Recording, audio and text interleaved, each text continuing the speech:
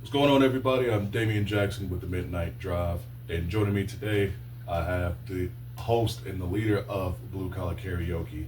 He also is a DJ as well by DJ Daddy Mac. Big Daddy Mac. Big Daddy Mac. Give it up for Hamish.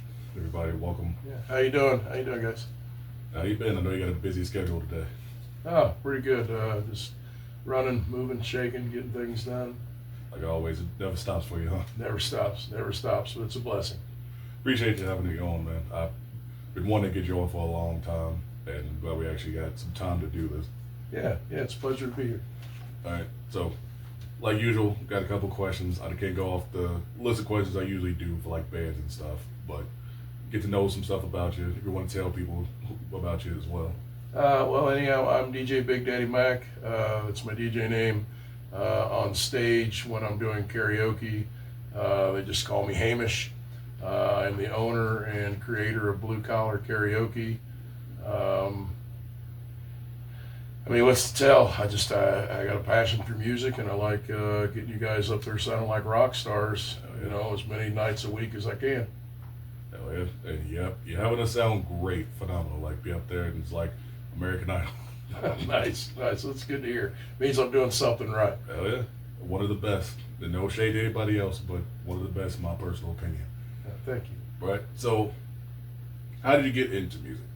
Well, I mean, music was a big part of my life as a kid. You know, there were always folks in and out of my house when I was a kid. My grandma taught folks organ and piano on the side, and she had me singing in church choirs and things like that since I was really, really little. And she drug me church to church, stage to stage, you know, and from there, you know, little competitions, you know, at state fairs, stuff like that. Which was all fun, don't get me wrong, but I don't know, just always had this really strong connection with music, you know, like at a level that was so much deeper than the surface. Like, it's my passion. It drives me. You know, I kind of got into the karaoke thing. I hit the karaoke scene years and years ago. I've been DJing on and off for a little over 3 decades now. And I've been full-time doing karaoke for about the past 8 years, I think, somewhere in there, 7 to 8 years.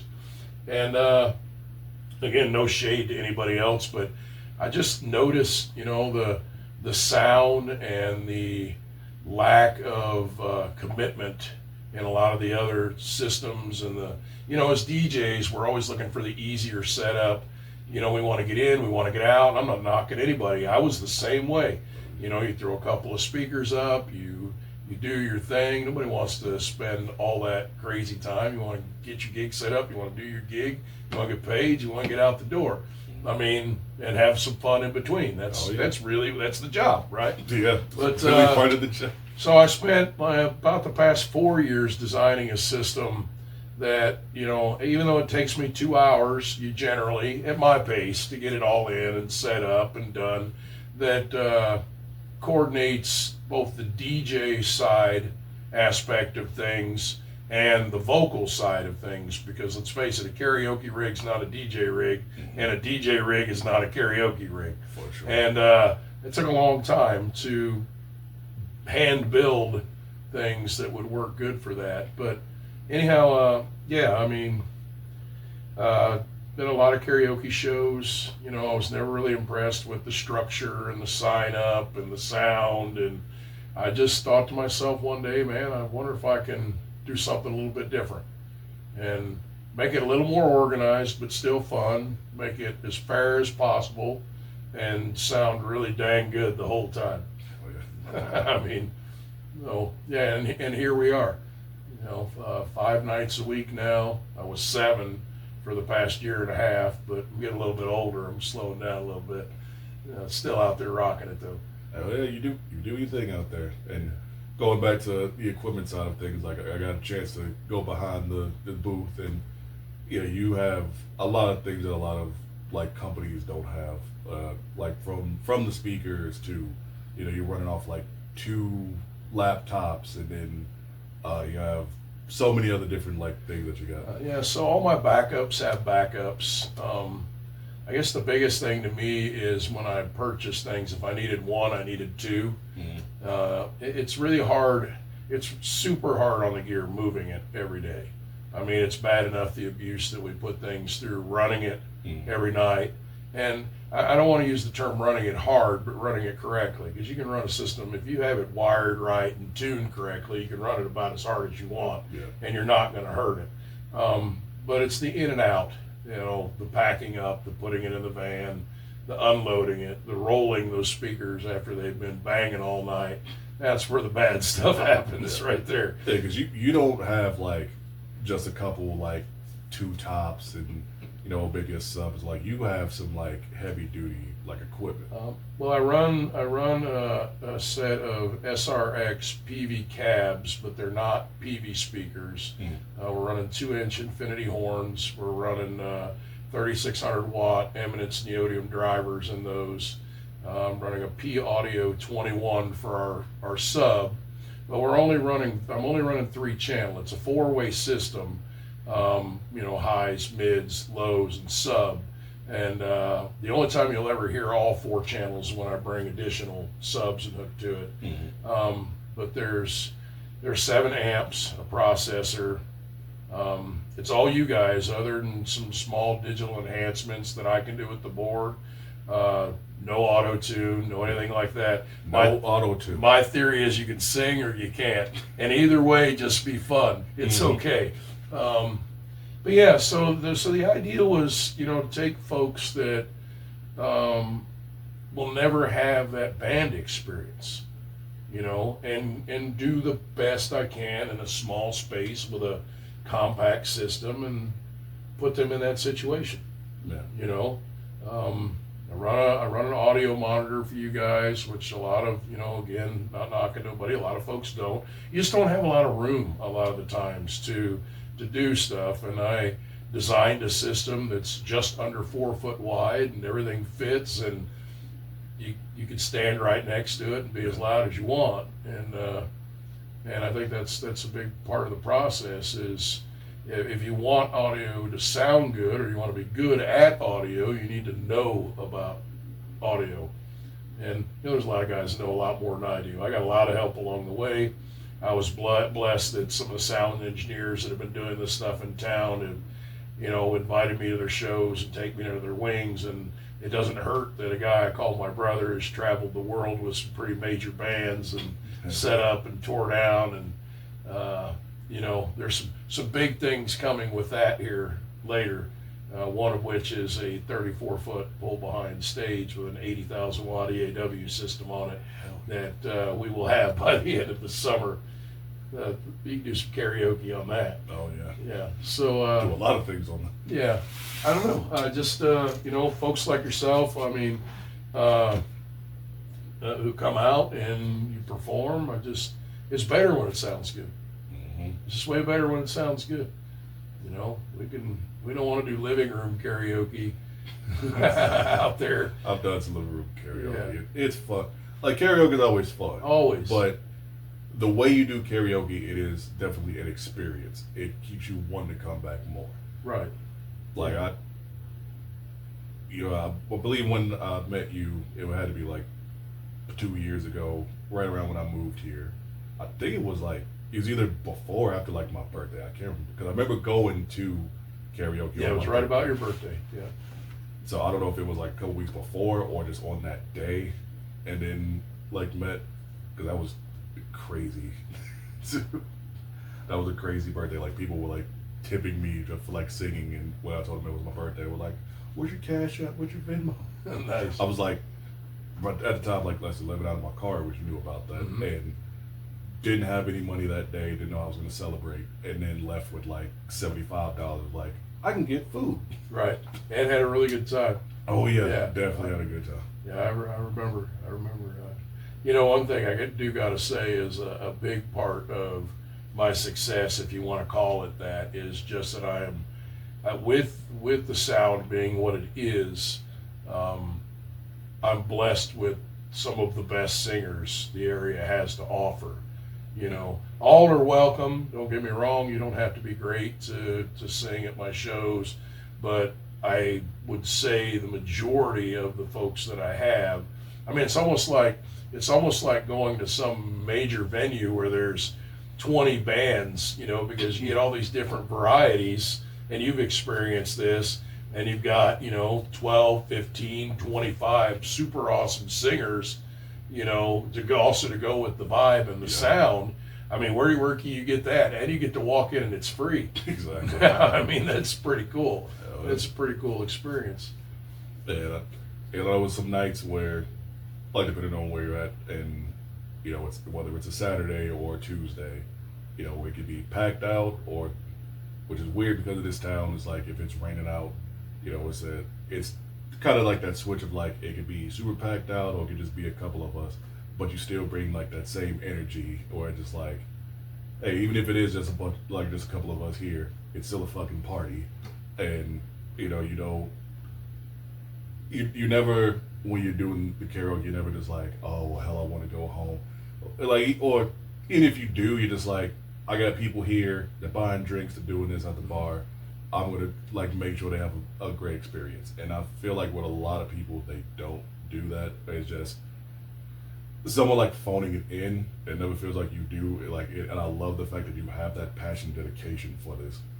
Well, I had to make a decision a long time ago. You know, I've got a family and I've got kids, and I mean, if you're going to get into music, whether it be DJing, you know, 7, 6, 5 nights a week, whatever it is, you have to understand that you no longer have holidays, you don't have nights, you don't have weekends, you're going to miss things. Me being a one-man operation, somehow I've learned how to not get sick, and I've only canceled one show in 3 decades, which is pretty crazy. Yeah. But you just have to commit to it. I mean, I'm as human as everybody else. I don't feel good. I don't want to sometimes. But you guys, we get it all set up, and you guys get going, and you know, and I don't want to say it's the job, because I could do the job without that attitude. But you know, you have to learn to leave your personal stuff as best as you can. And what I mean by that is how you're feeling about a situation, or whether you're tired, or you got a leg cramp, your back hurts, you stubbed your pinky toe. It really doesn't matter. You got to run the audio and get the sign-up sheet going, Yeah.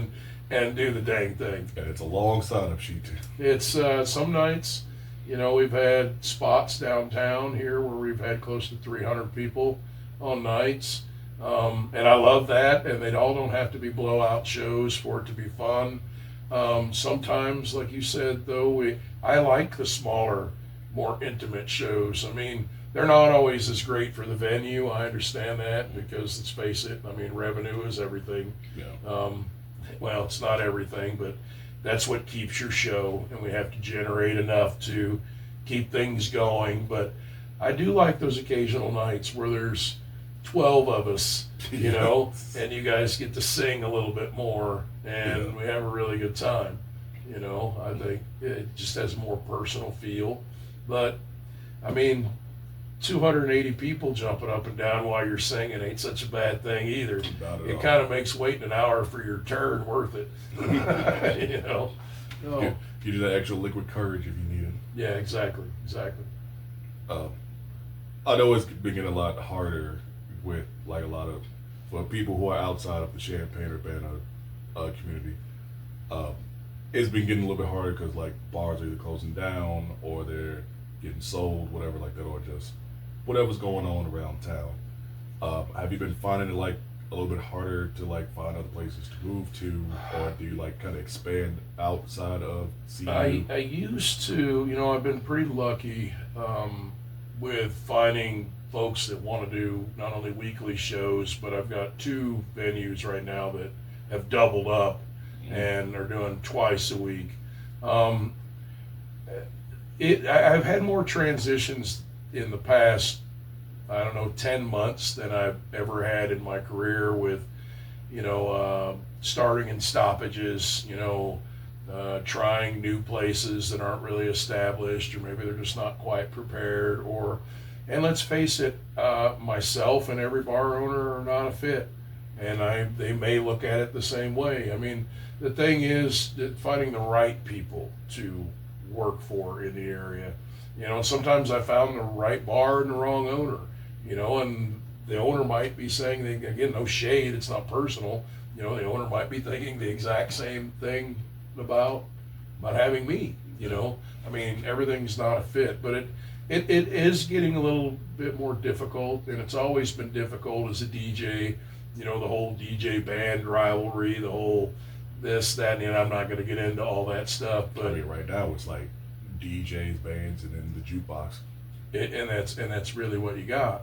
And there's this area has just so many different bands and DJs, and so it's hard to stand out and to keep that. And you know, I think my experience and what I bring, and just my ability to communicate to the bar owners where I'm at, what I stand for, what I'm going to do. I mean, I'm pretty lucky. I just open the door, set my stuff up, do my show, and nobody, you know, I'm really blessed at that. You know, it wasn't always that way, but you know, been here long enough that they know what's going on. You definitely get that. Yeah. Have you DJ'd a wedding? Because I know you do like DJing and stuff. Like, oh, sorry, have you?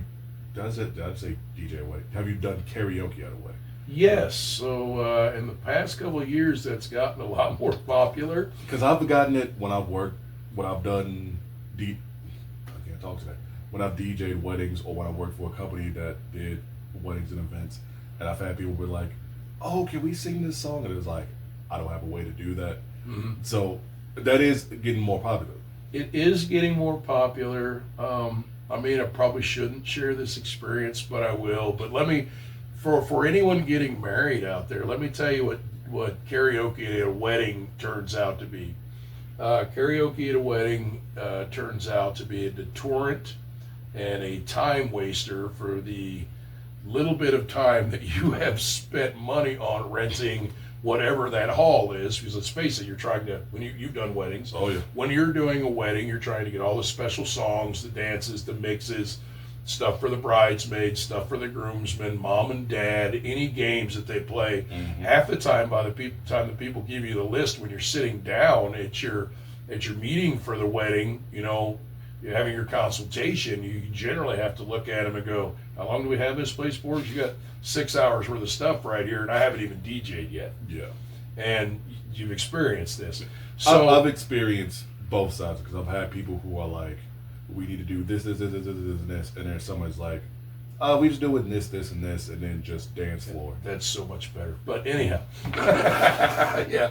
So what I found with the karaoke is it's always fun. I'm not saying it's not fun, but you're really generally only going to have about 4 people in your wedding party Mm-hmm. that are going to sing, and then the rest of it's going to be everybody's kids wanting to come up and sing songs, and then you're going to have like 3 of those over and over and over, and that's what the rest of the wedding ceremony you is. got to gonna wait look for like. everybody to get enough liquid courage, and then it's like, Yeah, exactly. fuck it, they doing it, I'm gonna do it too. I think you know, the way I'm personally going to do that, and it's a great question, by the way, which I've done in 30 years. I'm going to say I've done probably about 1,400 weddings now. Nice. I'm Somewhere in there. that. I've got I've got so many bookings this year for weddings that it's just ridiculous. Anyhow, I think the best thing to do with the popularity of karaoke, and if you wanted to incorporate it in a wedding, is give it its own little time block in there somewhere. That way it doesn't overtake the experiences. A lot of times, like with me with a wedding, I'm very conscious of everything that's playing in the background, because you never know who's videoing or what's going on, and there are certain things that I don't think people are going to want to hear when they're rewatching this video 20 years from now. Mm-hmm. You know, so So you kind of gotta like regulate it a bit. yeah, you do, and karaoke is kind of its own beast. Yeah.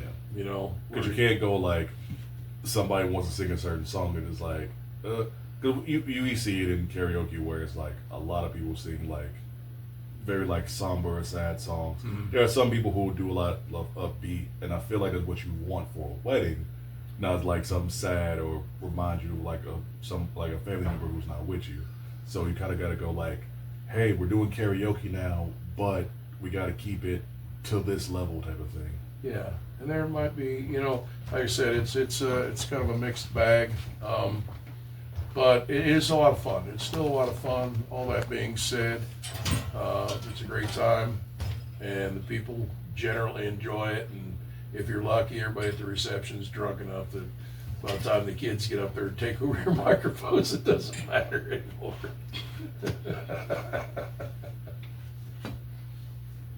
Alright, so I know you told me how you got into karaoke. How'd you get into DJ? Was that first and then karaoke? Yeah, so I mean, oh man, you bring it back.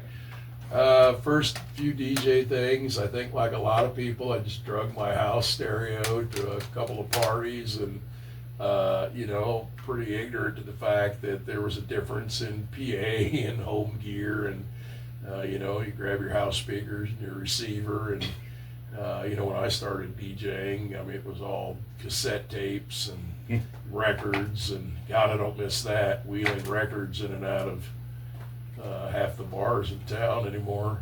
That's an experience I haven't had to do yet.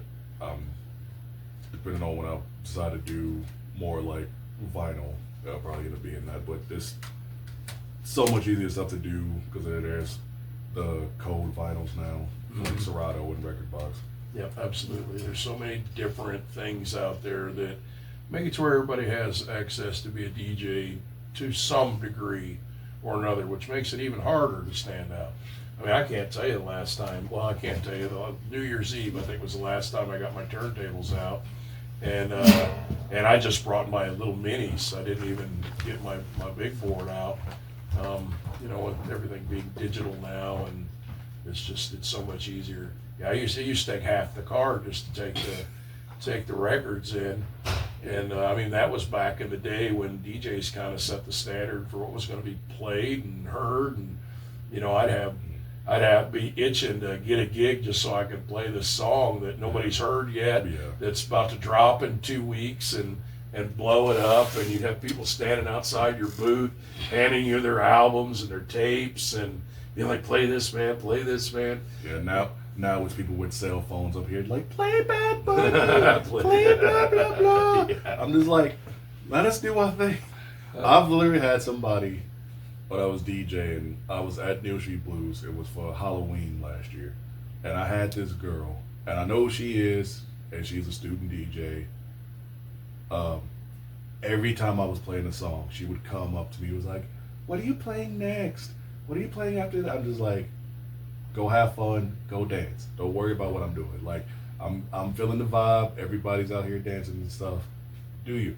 And I really found out somewhat recently that she is a DJ. She's a student at school, and she's a student of a local DJ in town. I don't say names, just in case I'm not trying to talk shit about nobody. Right. But that is kind of what it feels like for DJing now, where it's just like you try to play for the crowd, but then you'll have people come up to you and be like you have a full dance floor, and then if somebody come up and be like, oh, can you drop this song? And it's like, I play this song, like, you gotta go out and dance. And then as soon as you play it, like, that dance floor just goes. Everybody's a DJ till it's time to DJ. I think I don't think we as DJs are better than anybody else, but you have a better intuition, I think, than a lot of people, because most folks think their favorite song is going to be everybody's favorite song, and that's not true. And I know my favorite songs are not going to be everybody's favorite songs. Most of my favorite songs would empty a bar out because they are sad. I'm a sucker for a sad song, But I do love that when somebody comes up and they got their phone, and I don't want to turn this into a negative, but you just smile. They're like, play this. It's going to be lit. You'll have this place hopping, and you just know not to take the advice, because 9 times out of 10, the second you play that song, everybody sits down. Yeah. And it's like, I try to listen to it beforehand to see is it going to be a sad song, or is it going to be something? Because the best part about that is when somebody plays something that complements what you already play.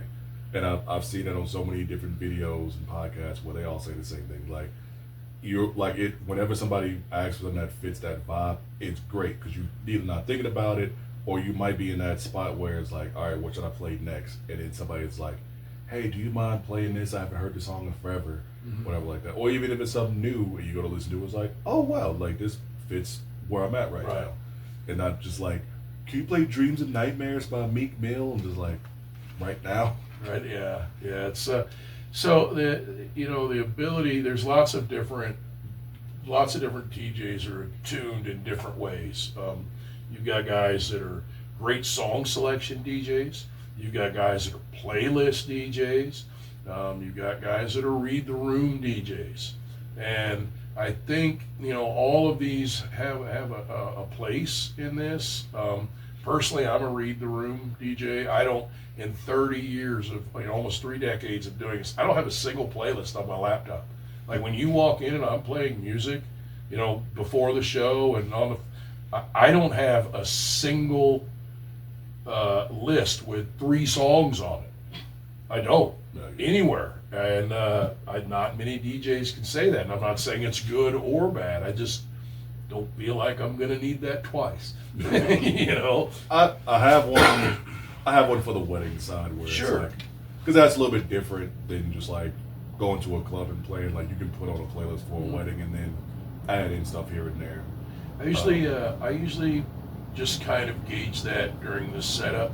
Now for weddings, of course, I have a song list and some things like that, but that's for the ceremony or whatever. But at bar venues, what I found is whatever ideal I had in my head before I get there, when I get there, that's not the crowd. If I put a really cool set of 70 songs together, and I get in there, well, it's all a hip hop and R&B crowd or a younger crowd. You gotta switch it up. And then so I've wasted, So what I do is I just the way my catalog is laid out, I can go in and I can pull folders up by year, and then I've got these specific things, and then just drop and drag onto my player, and it just takes a few minutes and get some music going and get the amps warmed up and the speakers all primed and ready. And I've found for me personally, and this doesn't work for everybody, that it's such a mixed group of people that come to my stuff that it's really hard to have anything that's preset or ready to go. And the other thing that's super hard, especially on the karaoke nights, is I gotta be careful not to play anything that someone might sing, which is another side of this that maybe some other DJs aren't thinking about. If you're thinking about getting into karaoke or you're a karaoke DJ, I mean, we can't take a break and you take a 10-minute break, to relieve yourself or just to stretch or whatever and play, and then you got Janet or whoever out in the audience comes up to you and is like, I was going to sing that song. And you just play. So you have to find things that fit or are actually too technical for most people to sing without a recording or production. Or so like with DJs, like play the dance songs, the Cupid shuffles and the wobbles and stuff like that. So people can like get up and maybe shake out some of the alcohol they've been drinking, or just have that time to just get up, because we all getting older. I've been getting the knee cracks and everything else. Yeah. So it's like I have all those songs in a folder on my laptop. No offense to anybody, but the folder is labeled Sheep, and it has those songs in it. So because they flock to the floor, and and it's kind of funny. I do that internally every time I open that folder. You're gonna go on your stuff now, and you're gonna pack it on the folder called Sheep. I can just see this happening. No, not that I think people are sheep. It's because they flock to the floor. That's hilarious. It's funny. It's you got to entertain yourself. Sometimes you're up there, in your little square staring at these screens, and everybody else is having the time of their life, and you're working. It's what it is. Not that you're not having fun, but it's not the same. It's a different different environment. I find after doing this so long, I can't go see a live band. I can't go hear sound. I can't. Yeah. Because you just hear like, are you like critiquing in your head, or you just like, whether I want to or not, and it really stinks, and I don't like that about the experience, and I've tried to turn it off 1,000,005 times, but I can't. I just, yeah, I mean, I feel you. Like I try to go to shows as much as I can to support people, and you do, like, whether you're a DJ or you run sound or karaoke or whatever, like you do hear like those little things when it's like, you know, this could be a little bit louder, or they need to do this, blah blah blah. Even if it's like professional people who are like sound engineers, and honestly, like here there are some really like great engineers. there's some awesome engineers in the CU area. Yeah, like I'm a big fan of Danielle. Shout out to Danielle, who works at Canopy Club, and I believe she has her own like business of just running sound. I believe she was the one that was running sound for the beat. I believe she might be doing it this year, and she is amazing. She's always on top of it and make sure it's like as perfect as it can be. But there's like some shows where I've been to where it's like rap shows or even a rock show where it's just like the mic needs to be turned up a little bit, and then this needs to be turned down here. Or on the DJ side, like you hear somebody just like, oh, they came in way too early on this, blah blah blah. And just like it's a given the curse doing what we do, because it's not like you're specifically looking for faults or seeking perfection. It's just, you know, they so I like to tell everybody they pay me for my ears, and the rest just comes along for the show, and that's literally it. Like, you know, when I go out to other stuff, I can't leave my ears at home, so it's what it is. The biggest thing for me when people are performing is my rap people, when they rap to their backing tracks. It annoys me to no end, and I'm just like, we want to hear you. We're not trying to hear. If you want to hear the song, you can get off stage and I'll just play the songs where we can hear it. And I don't want to be that person, but it is kind of that thing where it's like, you should know the song. You should be able to like rap it, sing it, whatever you're doing. I know it's a lot of people do the auto tune, so that's why they have it. But it just feels like unnatural to me, especially like to my ears. Like you see the person on stage, and then they're quiet, or the backing track is louder than they are. Well, a lot of things have really changed, you know. I mean, yeah, that's a pretty open-ended statement, but I'm going to go with tone and sound. So just over the years, from music being more and more compressed, and the smaller we compress it, the more that's missing, the less audiophile or clear it actually is. And, you know, no dig in this at all, but I really think that people in general, their hearing has changed when it comes to taste in music.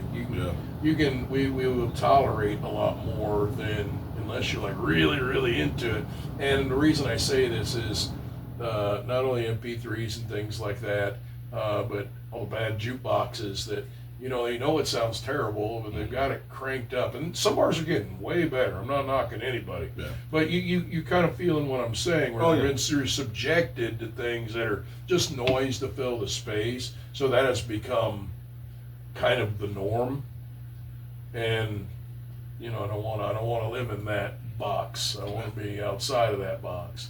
I think that's made it easier to get away with doing, you know, a less than stellar performance in some ways. You know, everybody likes different things. You know, just if you're gonna do something, try your best to do it right. For sure. Going back to you, we were talking. I'm not trying to get on like negative things, but we talk about stuff. I know for a lot of people who run sound and do karaoke, they have like annoyances, like pet peeves when they're like running shows because they see some people. Are you gonna do this to me? Okay. I would ask, what are some of the things that you don't like? Look, cause like I said, you've been doing this for 3 decades. There's got to be certain things that you've noticed and seen that you like, this got to stop. Like, what are some of the things that you've seen that were just like it's a pet peeve or just like an annoyance? I mean, I'm gonna end my career right here on your radio show. Thank you for that.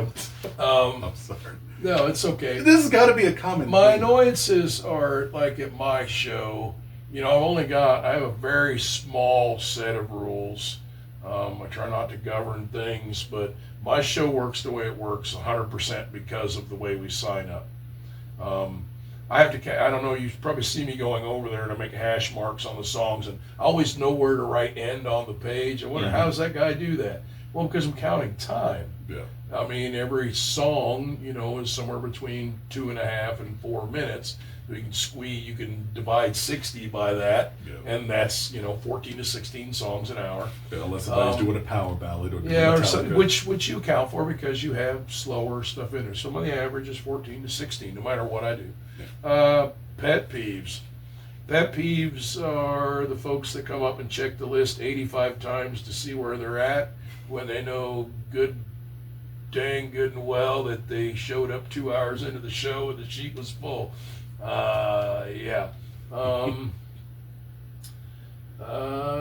Double signing, stuff like that. I mean, it's all pretty minor. I mean,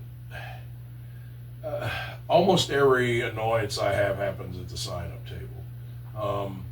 And I don't think that, so here's the thing about karaoke, okay? So running audio for karaoke is a pretty big challenge on top of just getting the backing music set right. So let's say I'm running audio for a band. I've got 3 singers probably on stage, and I got to set their mics for it, and I have to do a preset for different things. But that's 3. Okay, try setting audio for 60 people a night and having the next person's audio ready in 3 minutes while you're running back and forth to the sign-up sheet. Because I see a lot of people that just set their mics at one spot and that's what it is. I can't bring myself to do that because I feel like I'm being paid to run your audio, so that's what I'm going to do. Now, I will say that I have a lot of regulars and I do cheat because I can save up to 100 presets, and I have a preset. You have a preset. You actually have 2. You have one for when you do rock and you have one for when you rap, because I have to set your mic different. Yeah. Right? Not a big deal. That's my job, but man, you're asking me about pet peeves, and I'm so leery to answer this. Even with like running sounds for bands and stuff, because I've seen from other people, like when it's like going back to talking about Danielle, when I've seen her do like Canopy Club shows or stuff like that, or seen other people, where for me personally, it's seeing people like how they grab the mic. Mm-hmm. That is a huge annoyance to me because they just grip the top of the mic, they cut the mic, and then they try to talk into it and you can't hear anything, and then they gotta either like raise it up or it's the quiet like talker. The mousy person. Yeah. So mic presence is a big thing and it's a very real thing, but I have to understand too that so things like that, while they do get my attention, I've been doing it so long I don't necessarily call them annoyances anymore, because I have to understand the people that are coming in are amateurs, and I'm sorry that I don't have a better way to put it. It's not like they use a microphone all the time, and they don't know how to hold a microphone. And especially for me, like with wireless mics, my mic's the transmitter's not in the end; it's actually inside, it's internal in the microphone, and the way you hold the microphone, even if you're holding it properly, if you close your hand too tight on it, you're blocking the signal, things like that. A normal person's not going to know that. But mic cupping, mic presence, not pulling away, things like that they're really minuscule. I mean, I don't like it, but I did put this stuff on stage for someone else to use, and what I try to do, and you've seen it, is I'll come out and adjust the mic stand while you're singing. How many times have I reached up, grabbed a microphone, and slid it back or forth in somebody's hand? Oh, wow. I mean, because you don't know. And if you do that in a non-obtrusive way, then you kind of give them a little nod, and most people look back at me, kind of grin, and they go, "Oh," and we move on. And the next time they come to the mic, they're holding the mic the right way, and they sound a whole lot better, and they were comfortable, Only real pet peeve that I have in karaoke and this is probably going to be my career ender. So everybody make sure you hit that spot where you record this and be like, I can't believe that blue collar guy said this. Is when you have, so karaoke is designed to be a really good time, okay? And there are multiple types of karaoke. If you are not a very strong singer, or you're one of those, you know, people that cackle and, how do you even say this? How do you even say this? Some folks should not sign up over and over and over and over again. You don't have to be fantastic, but I think the biggest thing for me is, you know, I get a slower night and I got 6 or 7 people, and I don't want to use the word atrocious, but I'm going to use the word atrocious.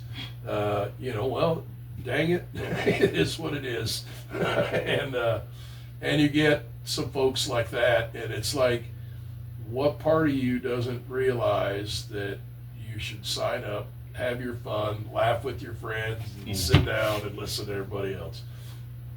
Yeah, don't use that word.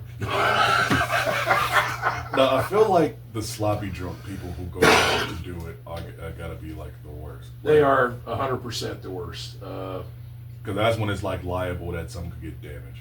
Like I've seen it firsthand where like somebody like threw down a microphone. Yeah, I'm definitely not going to answer what I would do there on a radio show. I'm pretty partial to my equipment. At my microphones, I make the windings and and the capsules and all that stuff myself. So I've got a little bit of a different feeling about that. I've been pretty lucky, you know. Very rarely have I had anything like that. I mean, stuff happens. If somebody drops the mic, you know, it's an accident. They didn't get it on the stand. It's part of the job. Yeah. It's one of those things. But yeah, people who are overly drunk are an issue sometimes. But I like to think that, you know, with the groups that I've got very little of that. There's very little BS at the shows. Most of the folks that come are there to have a really good time. A lot of them are very serious about singing, whether they're good, strong singers or they're not. And it makes for a good time. Makes for a good time. It's always a great time. Like, it's always just a good time just going out to a bar, having a drink, and then see karaoke there, ran by a great guy. I'm just kissing his ass at this point. Yeah, I appreciate that, since he was just trying to tank me a minute ago. I was trying to tank. Oh my goodness! Yeah. Dave and I are friends outside of this too, which makes this interview kind of fun. And I know you're just hearing it on the radio, so you can't see our faces when we're kind of digging at each other back and forth here. But this will be on YouTube too. So we've got a pretty good professional respect, you know, for both the art and what we do, and then I think he's just generally an all-around guy, and I mean, he's a real attribute to my show. Also, I mean, half the time when he gets done singing, I feel like I should hand him $10. You know, I'll be like, thanks, thanks for that. Well, anytime I come to your shows, I try to support just like I would like any of my DJ friends or any of like my friends who sing, rap, do whatever. Like, I can't contribute at those shows. At least like contribution is either just paying for a ticket and just showing up and being there. Same with you for the karaoke. It's buying some drinks, doing like as you signing up for karaoke, doing the best I can, hanging out, and hopefully everybody else. Well, and it's the right kind of support, because you're not just a butt in a seat taking up space. I mean, pay special attention to this part, folks. Support your friends that are doing this. Actually involves you purchasing something at the bar, you know, helping with there being a reason for them to be there, and generating something that gets them, at the end of the night, all these bar owners look at is sales. You know, you can have 40 people in a bar and not make enough to have you there, but you can have 4 people in there, and so the number doesn't really matter as far as body count. It's people in there who are, you know, contributing. It's the quality versus quantity. Right, getting food, getting a couple drinks, not creating a problem, not being sloppy, contributing. That is support. That's what real support looks like at these events.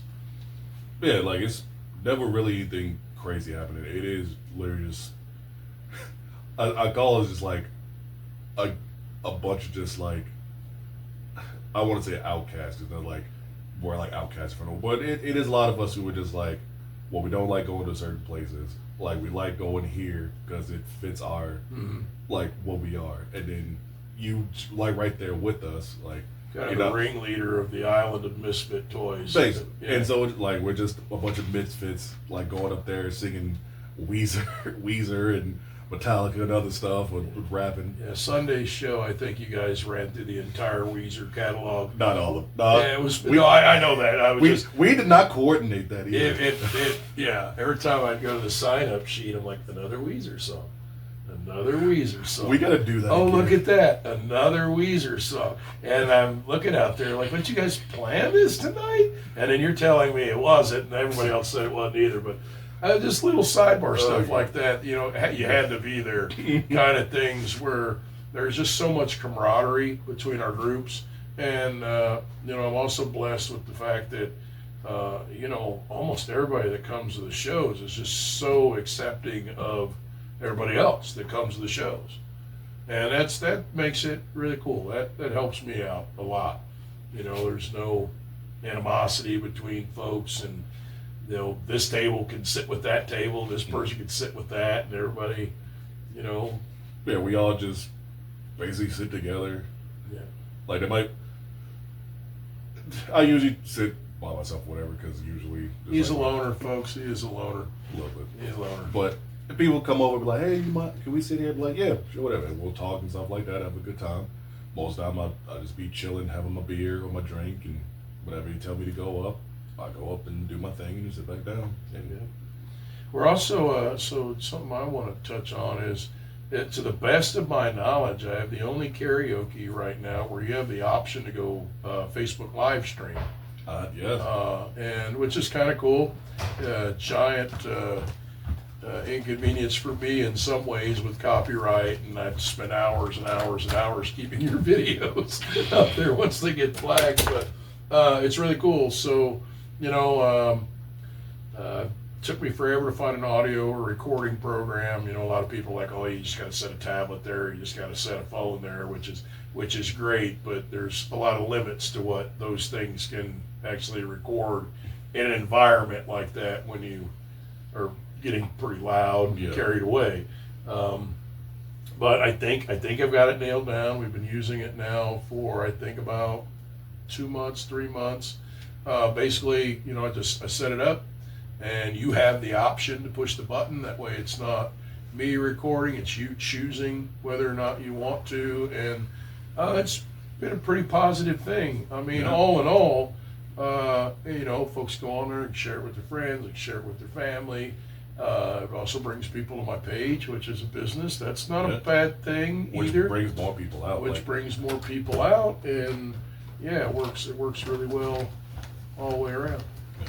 Which, speaking on that, like with the social media stuff, like since it is a more modern thing of like social media being huge and prevalent, like how are you marketing yourself? Which, because that seems like a huge marketing tool there, but what are like some other things that you do? I mean, so one thing that's really cool about me is I've been around so long I don't have to market myself. I mean, almost everything I do, like everybody's like, you got to do this, you got to do that, you got to have T-shirts, you got to have signs, I don't have any of that stuff. I have a very simple little Blu Kollar Facebook page where I post some funny stuff and your videos and the videos of the singers, not necessarily your personal videos, but things that are kind of music related. I run it a lot like my personal Facebook page in many ways, but that's it. I mean, I got an Instagram account, but let me be real honest with you, I don't even know how to use Instagram other than throwing a video up every now and then. But most of my shows are very long running. Once we start and we get to doing it, it's there. Usually they're 3, 4, 5, 6 years before I even have to think about finding something else. And Generally, the second something drops off or something changes, I mean, right now I'm turning down about 10 shows a month just because I personally don't have time to do it. And that's not just in this area, that's all around. And, you know, I don't want to put anybody else on. I don't want to, because I can't do the same show with someone else. So, you know, and we'll see. We'll see. I know that all sounds kind of conceited, but I mean, it's the truth. I don't know what I'm doing. I really don't know what I'm doing other than setting up quality equipment, spending my days toiling in the garage, you know, messing with it and trying to, you know, I save all the tip money and I roll it all right back into the equipment, you know, so you guys are basically funding your own audio, you know, in a lot of ways. So it works out really nice, you know. But I know where you're coming from when you said it, because it's like you could have somebody go out there, but they can't be you. And everybody has their personality and persona. And even if you did get somebody out there, like, you never know what can happen. Like, it could still be under your name or whatever, but if people are coming to see you, and that's the hardest thing. I mean, I could give a guy a laptop and give him a $40,000 rig and be like, here you go, and you know, this is where you got to be.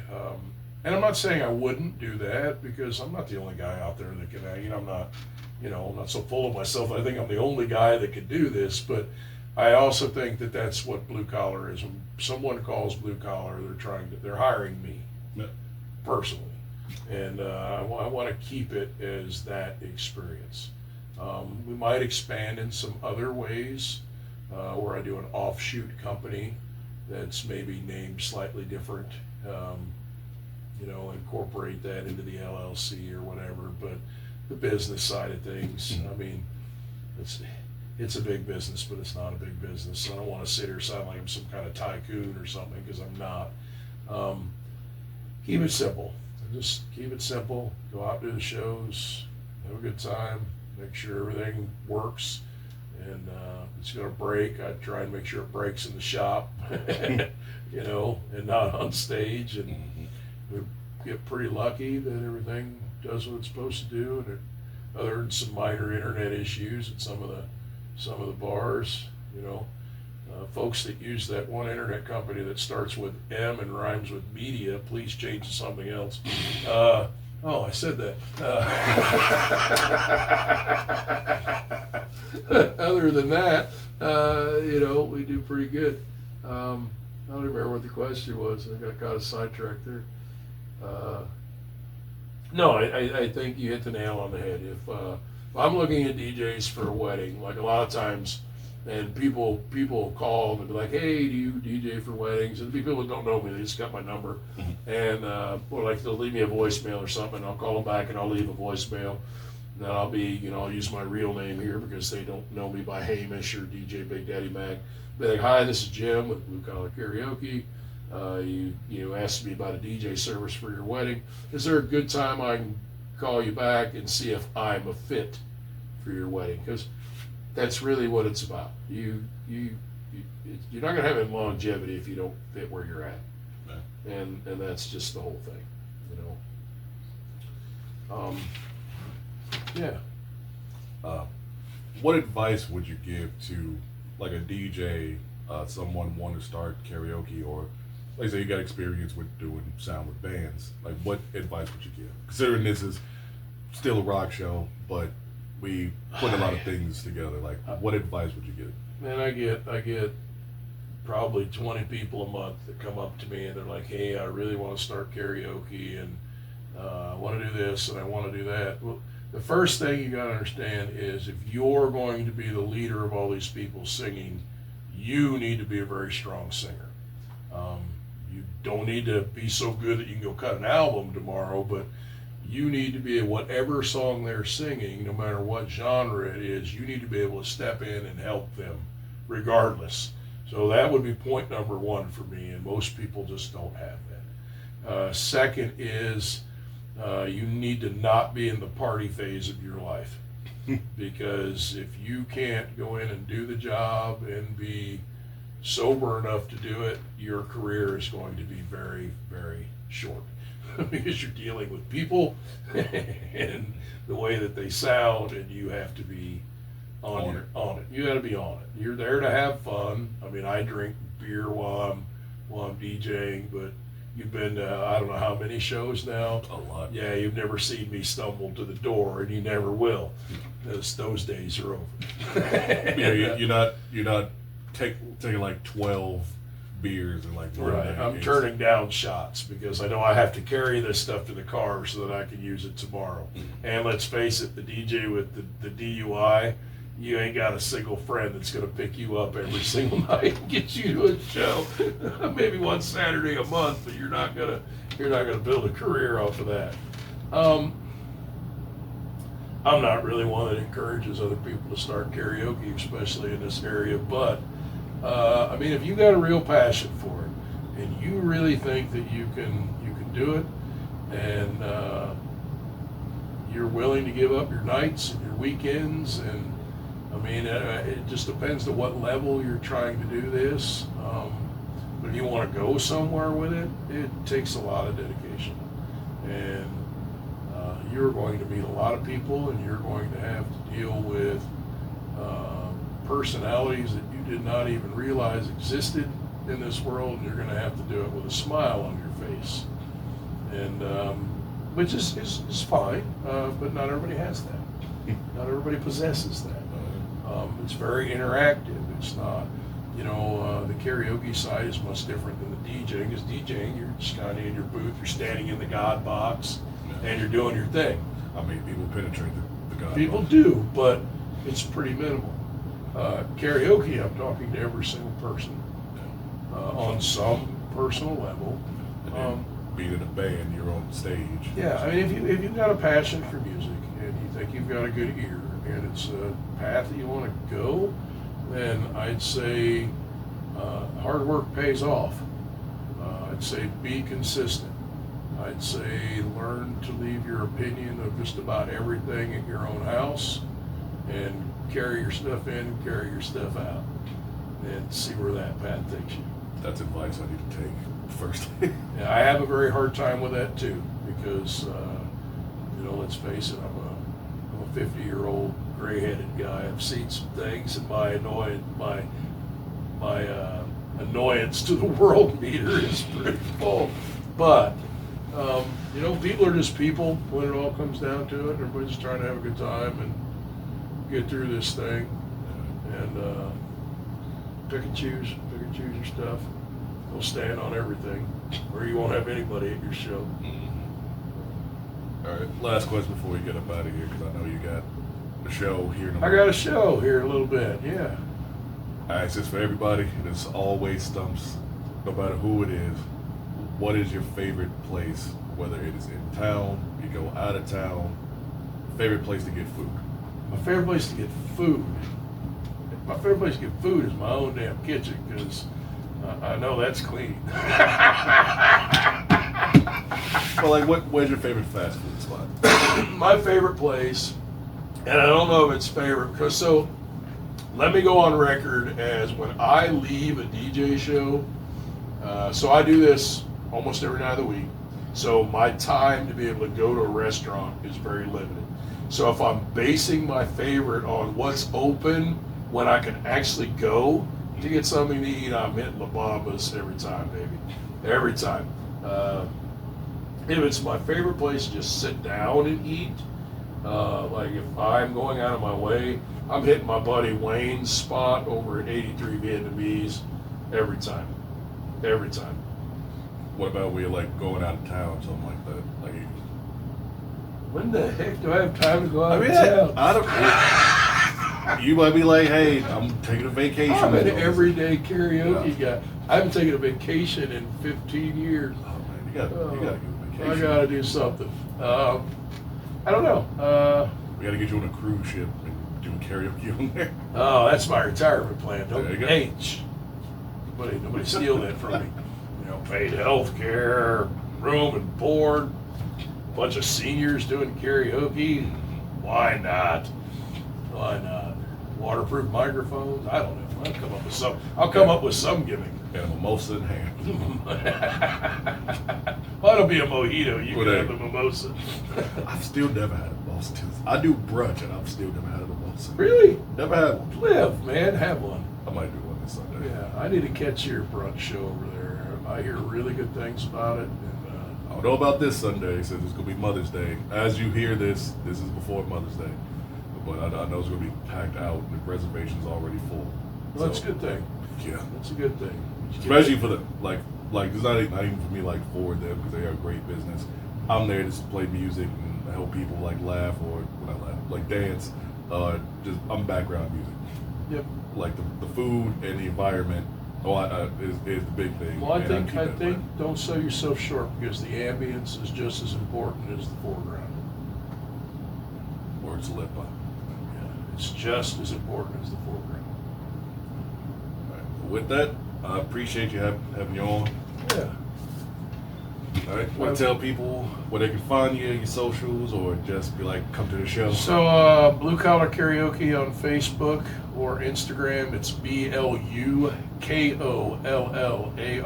Karaoke. That's the only way I could get the domain for the email. What's that spelling? So no real awesome story of that. But it's Blu Kollar Karaoke. It's karaoke for normal people. Not necessarily just a working class, but just us normal folks that want to go out and have a good time. Hence the blue collar. And I'm a little bit of a country boy myself in some ways, so it seemed to fit. Anyhow, right now I'm doing 5 shows a week at 3 different venues. My week kicks off on Wednesday night at T&T Tavern in Rantoul. Thursday night we're at Pippa's Pub. All these shows are from 8 to midnight, by the way, ish. Friday night we're back at T&T Tavern in Rantoul. Saturday we're at Boomerangs in Urbana. Sunday we hit Pippa's Pub again, and I mean that's for me that's a pretty full schedule, and I hope to see you out there. I'll have the mics on for you, and it's always a good time. Check us out.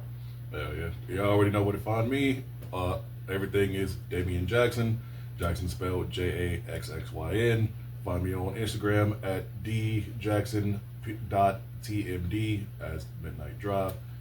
And once again, can't talk again. Once again, good to have you on. And with that, live long, rock on. Peace.